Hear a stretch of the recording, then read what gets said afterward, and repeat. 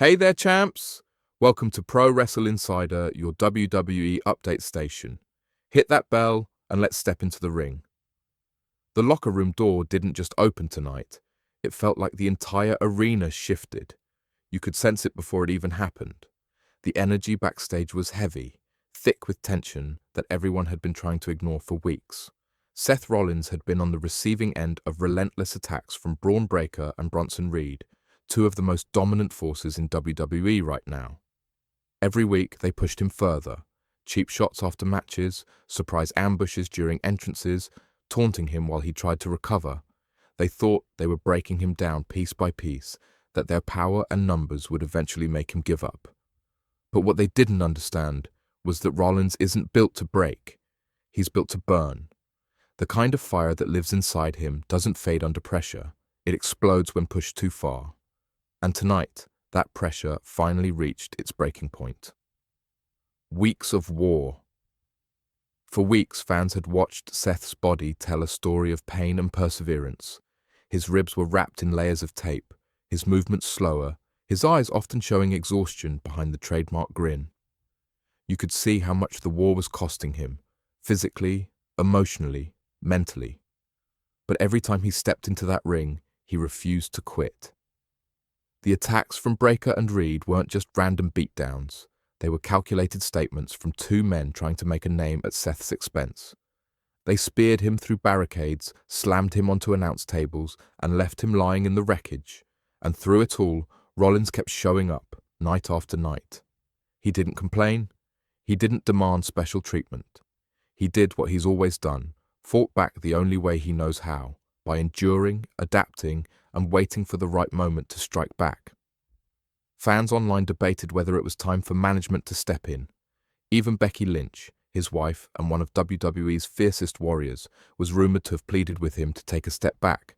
But Seth Rollins doesn't retreat. He reloads.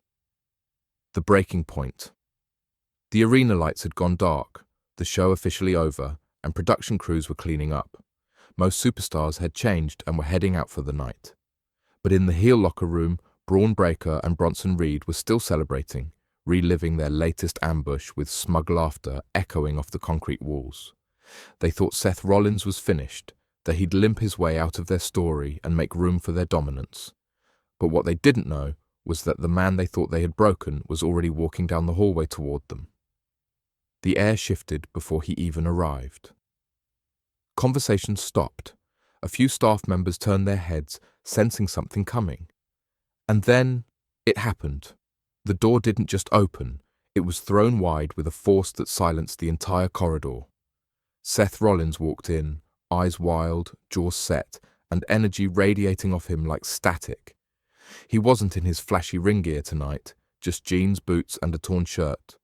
But in that moment, he looked more dangerous than he ever had in the ring. This wasn't the visionary with a song and a swagger. This was a man who had reached his limit and wasn't about to take another hit lying down. Chaos ignites. What followed wasn't a brawl. It was an eruption. Seth charged forward with the raw emotion of a man finally letting out weeks of frustration. Braun Breaker tried to stand his ground, but the intensity of Rollins' counterattack caught him completely off guard. The two collided in a blur of motion, each strike echoing through the hallway like thunder. Trainers and producers rushed toward the noise, trying to break it up before things spiraled out of control. Bronson lunged to separate them, his size making the entire floor shake with each step. But even that didn't stop the chaos. Seth had snapped, but not in a reckless way. Every movement had purpose. Every action was controlled fury, built from months of bottled-up pain. Within seconds, the hallway was filled with shouting, wrestlers pulling at each other, security flooding in to keep things from going too far. It wasn't about dominance anymore. It was about release. Seth wasn't trying to end careers. He was trying to end a cycle of torment that had gone too far. It was the kind of chaos that no script could have contained, and everyone who witnessed it knew they were seeing something unforgettable unfold. Security storms. By the time officials and security reached the scene, the hallway looked like a war zone. Equipment lay scattered, Chairs overturned, and the tension in the air felt almost tangible. Adam Pearce, WWE's Raw general manager, arrived seconds later, his face pale as he surveyed the aftermath. He didn't see villains and heroes, he saw chaos that needed control. Trainers tended to Braun Breaker and Bronson Reed, who were shaken but conscious. Seth stood in the center, chest heaving, his face a mix of exhaustion and disbelief. 8 security guards surrounded him, trying to calm him down and pull him away before things escalated again. This wasn't the Seth Rollins the WWE Universe knew.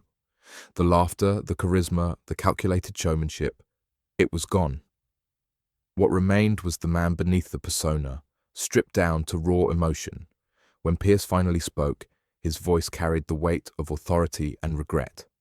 He had no choice, he said.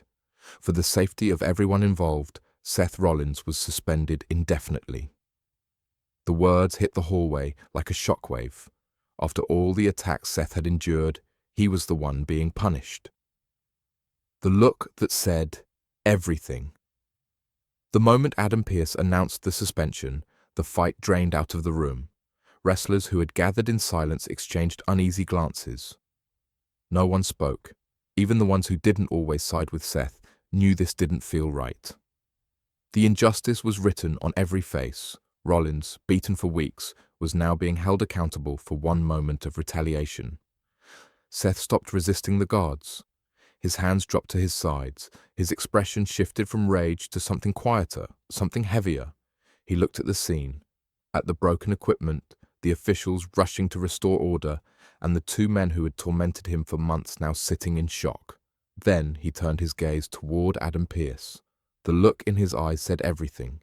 It wasn't pleading or angry, it was clarity. The kind of understanding that comes when someone realizes the system they've served their whole life was never designed to protect them. For the first time, Seth looked almost relieved. Maybe this was the push he needed to walk away, or maybe it was the spark of something even more dangerous.